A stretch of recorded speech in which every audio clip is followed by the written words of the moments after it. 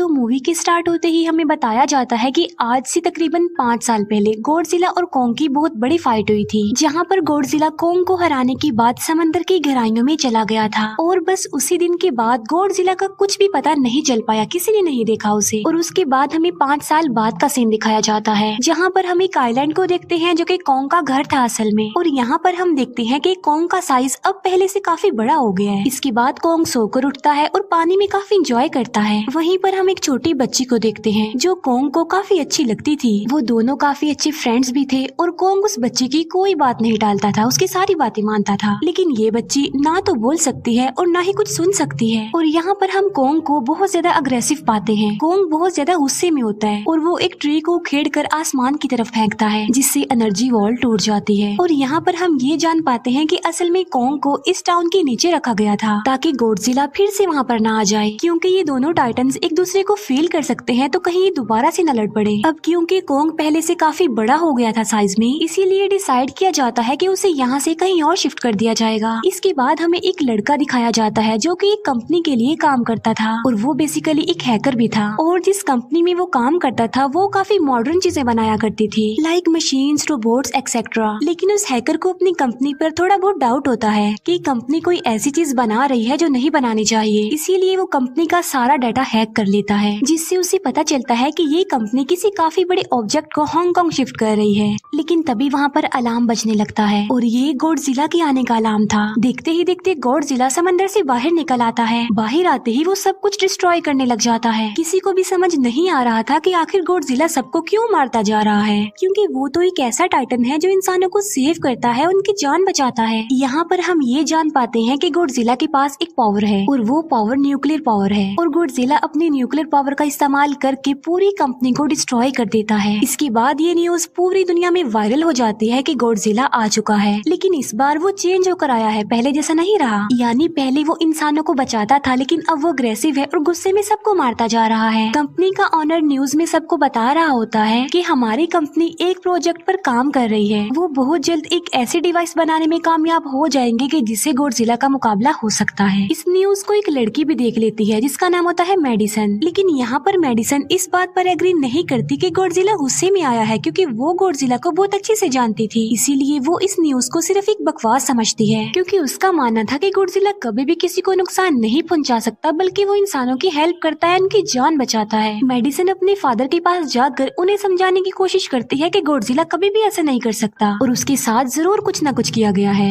लेकिन मेडिसन के फादर उसे समझाने की कोशिश करते हैं कि देखो बेटा, ये सारी क्रिएचर्स, ये सारे टाइटन्स इंसानों की तरह ही होते हैं, यानी इनका मूड चेंज हो सकता है। अब देखो गॉडजिला भी चेंज हो गया है और वो इंसानों को मारता जा रहा है। इसके बाद मेडिसन वहाँ से चली जाती है और वो उस हैकर की ऑनलाइन ऑडियो सुनती है। वो हैकर असल में गॉडजिला के बारे में एक ऑनलाइन ऑडियो अपलोड करता है। यहाँ पर मेडिसन डिसाइड करती है कि वो जाकर उस हैकर से मिलेगी और जाकर उससे सारी बात पूछेगी कि आखिर ये चक्कर किया है, गॉडजिला अग्रेसिव क्यों हो गया है और उसने उस कंपनी को क्यों डिस्ट्रॉय किया। इसके बाद कंपनी का ऑनर एक सीनियर डॉक्टर नेथन से जाकर मिलता है। डॉक्टर नेथन असल में एक साइंटिस्ट भी होते हैं। कंपनी का ऑनर डॉक्टर नेथन को बताता है कि आपका जो कॉन्सेप्ट था हॉलो अर्थ वाला, वो बिल्कुल सही था और ये वो जगह थी जहाँ पर टाइटन्स पैदा होते हैं। असल में डॉक्टर नेथन ने एक बुक लिखी थी जिसमें उन्होंने लिखा था कि जमीन के अंदर एक और जमीन भी है जिसका नाम हॉलो अर्थ है। ये छुपी हुई है और किसी को नजर नहीं आती और असल में ये अर्थ टाइटन्स की एनर्जी का सोर्स है। वहीं पर कंपनी का ऑनर डॉक्टर नेथन को एक और आदमी से भी मिलवाता है। कंपनी का ऑनर डॉक्टर नेथन को बताता है कि हमने हॉलो अर्थ के अंदर ही एनर्जी का एक सोर्स ढूंढ लिया है। अब यहाँ पर हम ये बात तो जानते नहीं कि हॉलो अर्थ आखिर एग्जिस्ट कहाँ पर करती है। हॉलो अर्थ असल में हमारी जमीन के नीचे है और जिस तरह हम सूरज से एनर्जी लेते हैं और सेम उसी तरह हॉलो अर्थ में एक एनर्जी सोर्स है जिससे ये सारे टाइटन्स एनर्जी लेते हैं। और अगर ये लोग उस एनर्जी सोर्स को ढूंढने में कामयाब हो गए तो ये गॉडजिला का मुकाबला भी कर पाएंगे।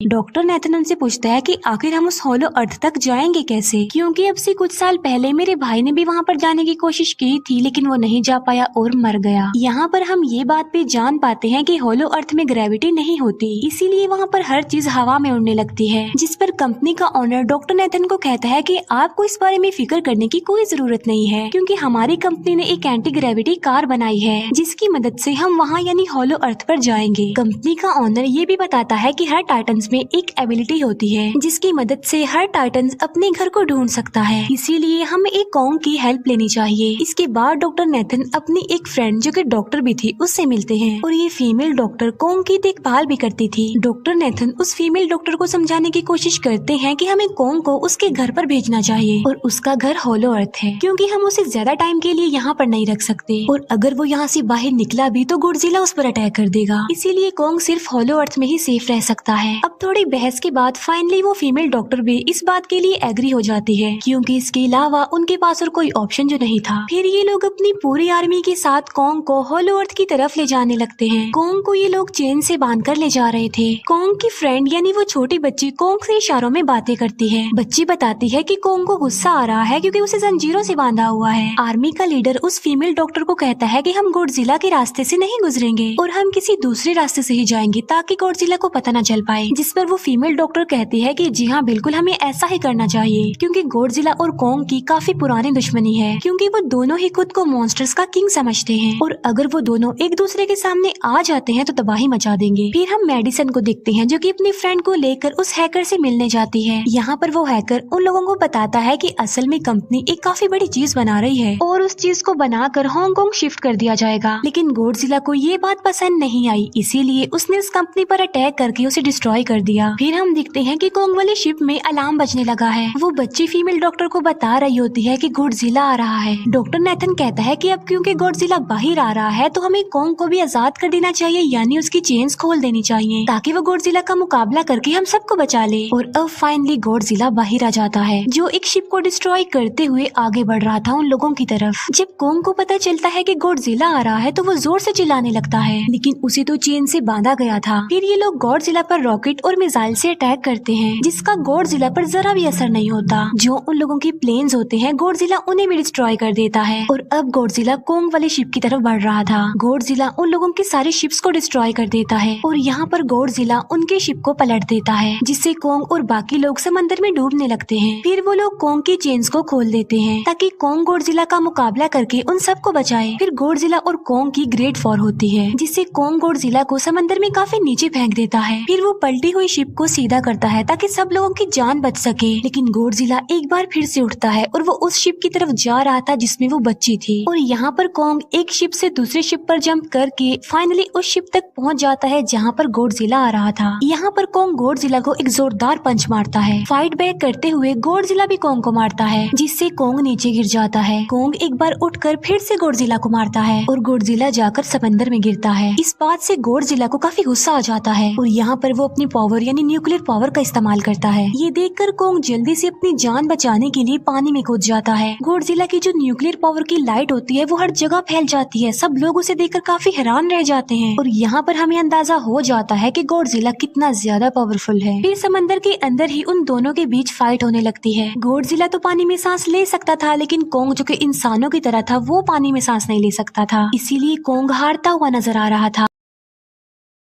फिर गॉडजिला कॉन्ग को मारने के लिए उसे समंदर की गहराइयों में लेकर जा रहा होता है। वो फीमेल डॉक्टर कहती है कि हमें जल्द से जल्द कॉन्ग की हेल्प करनी चाहिए वरना गॉडजिला उसे मार डालेगा। फिर ये बहुत सारे मिसाइल को समंदर में ब्लास्ट कर देते हैं जिससे होता ये है कि कॉन्ग अपनी जान बचाने के लिए बाहर आ जाता है। फिर डॉक्टर नेथन ऑर्डर देते हैं कि सब कुछ ऑफ कर दो, सारे इंजन सारी मशीन को शट डाउन कर दो ताकि गॉडजिला ये समझे कि हम लोग हार चुके हैं और मर चुके हैं। और तब ये लोग सारी चीजों को शट डाउन कर देते हैं। तब गॉडजिला कॉन्ग को गुस्से में देखता है और फिर वहाँ से चला जाता है। फीमेल डॉक्टर कहती है कि अगर हम आगे बढ़े तो गॉडजिला हमें फिर से फेल करके हम लोगों पर अटैक कर देगा, तो अब हम कैसे आगे बढ़े और हम कॉन्ग को कैसे ले जाएंगे। जिस पर डॉक्टर नेथन कहते हैं कि हम कॉन्ग को उड़ा कर लेकर जाएंगे। दूसरी तरफ हम देखते हैं कि मेडिसन अपने फ्रेंड्स के साथ उस कंपनी में घुस गई है ये चेक करने के लिए कि आखिर ये कंपनी कौन सी चीज बना रही है जिस पर गॉडजिला को गुस्सा आया और उसने अटैक कर दिया। वहाँ पर उन लोगों को एक काफी बड़े एनिमल के अंडे भी मिलते हैं और फिर जैसे ही उन लोगों को अंडे मिलते हैं उनका डोर लॉक्ड हो जाता है। असल में जहाँ ये लॉक्ड हो जाते हैं वो एक मशीन होती है जो इन लोगों को अंडों समेत काफी तेजी से हांगकांग लेकर जा रही थी। फिर हम देखते हैं कि हेलीकॉप्टर्स के जरिए पूरी आर्मी कॉन्ग को होलो अर्थ के पास पहुंचाने में कामयाब हो जाती है। वो लोग कॉन्ग को कहते हैं कि वो होलो अर्थ वाली केव में चला जाए, लेकिन कॉन्ग वहाँ पर जाने के लिए इनकार कर देता है। फिर ये लोग डिसाइड करते हैं कि वो उस बच्ची के थ्रू कॉन्ग को कहेंगे कि वो वहाँ पर चला जाए, क्योंकि कॉन्ग उस बच्ची की कोई बात नहीं टालता था। साथ में कॉन्ग को ये भी कहा जाएगा कि आपकी फैमिली भी वहाँ पर है, आप जैसे और भी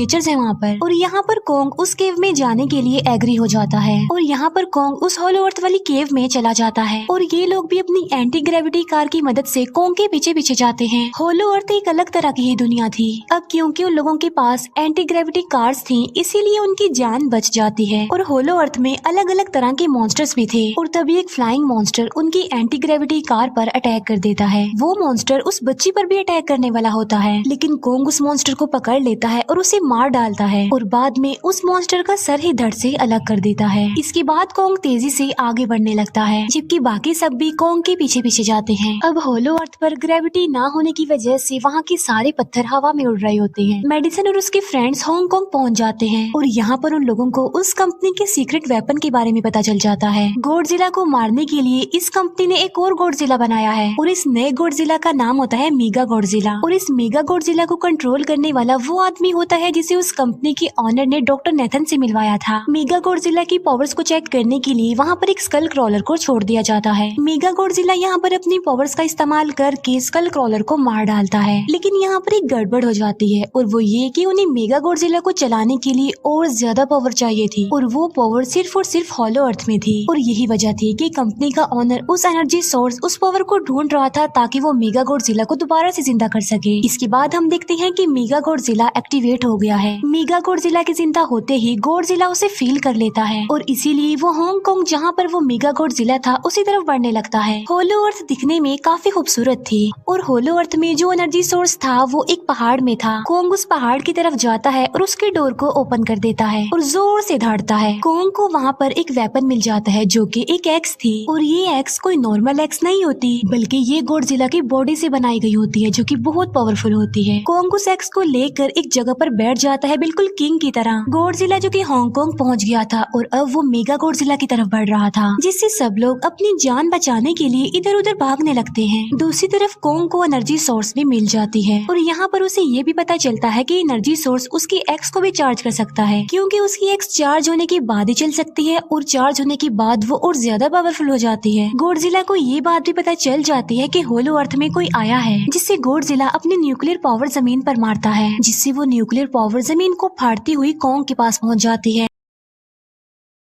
कंपनी की एक फीमेल ऑनर उन लोगों के साथ ट्रेक करती है। वो इस एनर्जी का थोड़ा सा सैंपल अपनी कंपनी के पास भेज देती है ताकि वो लोग मेगा गॉडजिला को एक्टिवेट कर दें। हालांकि फीमेल डॉक्टर उसे ऐसा करने से मना करती है लेकिन वो उसकी एक नहीं सुनती और जब उस लड़की को रियलाइज होता है कि यहाँ पर गॉडजिला भी आने वाला है तो वो वहाँ से भागने लगती है लेकिन तभी कोंग उसकी कार को पकड़कर उसे डिस्ट्रॉय कर देता है। कोंग अपना एक्स लेकर गॉडजिला से लड़ने के लिए तैयार हो जाता है क्योंकि इस न्यूक्लियर पावर के जरिए गॉडजिला ने कोंग को लड़ने का इशारा दिया था। फिर कोंग वहाँ से भागते हुए हांगकांग आ जाता है। कोंग गॉडजिला पर अटैक करता है लेकिन बाय मिस्टेक उसकी वो एक्स एक बिल्डिंग में फंस जाती है और मौके का फायदा उठाकर गॉडजिला कोंग को नीचे गिरा देता है और यहाँ पर इन दोनों के बीच जबरदस्त फाइट होती है। गॉडजिला कई बार अपनी न्यूक्लियर पावर का इस्तेमाल करके कोंग को मारने की कोशिश करता है लेकिन कोंग बहादुरी से मुकाबला करते हुए हर बार बच जाता है। फिर कोंग अपनी एक्स से गॉडजिला पर अटैक करके उसे इंजर्ड कर देता है जिससे गॉडजिला को गुस्सा आ जाता है और वो अपनी न्यूक्लियर पावर का इस्तेमाल करके कोंग को दूर फेंकता है लेकिन कोंग अपनी एक्स की मदद से उस पावर को अपनी तरफ आने से रोक देता है। इन दोनों के बीच काफी देर तक फाइट चलती रहती है। अब क्योंकि गॉडजिला काफी ज्यादा पावरफुल था इसीलिए कोंग हारता हुआ नजर आ रहा था। गॉडजिला कोंग को इंजर्ड करके वहीं पर फेंक देता है और उसकी चेस्ट पर पैर रख के जोर से धाड़ने लगता है। उसे देखकर कोंग भी जोर से धाड़ने लगता है और तभी गॉडजिला कोंग को छोड़कर वहाँ से जाने लगता है। हम देखते हैं कि कंपनी के ऑनर को वो एनर्जी सोर्स मिल चुका था जिसके जरिए वो मेगा गॉडजिला को जगा दे। यहाँ पर हमें पता चलता है कि मेगा गॉडजिला से काफी पावरफुल है और उससे साइज में काफी बड़ा भी है लेकिन यहाँ पर मेगा गॉडजिला सब कुछ अपने कंट्रोल में कर लेता है। इसीलिए मेगा गॉडजिला सबसे पहले कंपनी के ऑनर को मारता है और बाद में उसके असिस्टेंट को भी मार डालता है। फिर मेगा गॉडजिला दीवार को फाड़ते हुए बाहर आ जाता है। गॉडजिला जब मेगा गॉडजिला को देखता है तो वो उससे लड़ने के लिए आगे बढ़ता है और उन दोनों के बीच काफी फाइट होती है। अब क्योंकि मेगा गॉडजिला काफी पावरफुल था इसीलिए गॉडजिला हारता हुआ नजर आ रहा था। मेगा गॉडजिला को बहुत ज्यादा मारता है और उसे नीचे गिरा देता है। मेडिसन और वो हैकर मेगा गॉडजिला की पावर्स को ऑफ करने की कोशिश करते हैं, लेकिन वहाँ पर सारी मशीन्स में कोड्स लगे हुए थे। दूसरी तरफ हमें कॉन्ग दिखाया जाता है जो कि लड़ने की वजह से काफी इंजर्ड हो गया था और उसकी हालत काफी खराब थी और वो ऑलमोस्ट मरने ही वाला था। वो बच्ची कॉन्ग की हार्ट बीट सुनती है तो सबको बताती है कि कॉन्ग की हार्ट बीट आहिस्ता आहिस्ता कम होती जा रही है, जिस पर डॉक्टर नेथन कहते हैं कि हमें कॉन्ग को बचाने के लिए उसे एक काफी बड़ा इलेक्ट्रिक शॉक देना होगा और ये लोग कॉन्ग को शॉक उसी एंटी ग्रेविटी कार से देते हैं, जिससे कॉन्ग को काफी बड़ा झटका लगता है और वो दोबारा से उठकर खड़ा हो जाता है। वो बच्ची इशारों में कॉन्ग को कहती है कि देखो गॉडजिला हमारा दुश्मन नहीं है, वो हमारा फ्रेंड है, इसीलिए जाओ और उसकी हेल्प करो। तब कॉन्ग गॉडजिला को बचाने के लिए चला जाता है। मेगा गॉडजिला अपनी न्यूक्लियर पावर का इस्तेमाल करके गॉडजिला को बस मारने ही वाला होता है कि तभी वहाँ पर कॉन्ग आ जाता है और कॉन्ग यहाँ पर गॉडजिला को बचा लेता है। गॉडजिला फौरन समझ जाता है कि मुझे और कॉन्ग को साथ मिलकर लड़ना चाहिए, लेकिन मेगा गॉडजिला इतना ज्यादा पावरफुल था कि वो इन दोनों पर भारी पड़ रहा था। कॉन्ग को अपनी एक्स नजर आती है, लेकिन मुसीबत की बात तो ये है कि वो चार्ज नहीं होती, लेकिन कॉन्ग फिर भी उस एक्स से मेगा गॉडजिला पर अटैक कर देता है।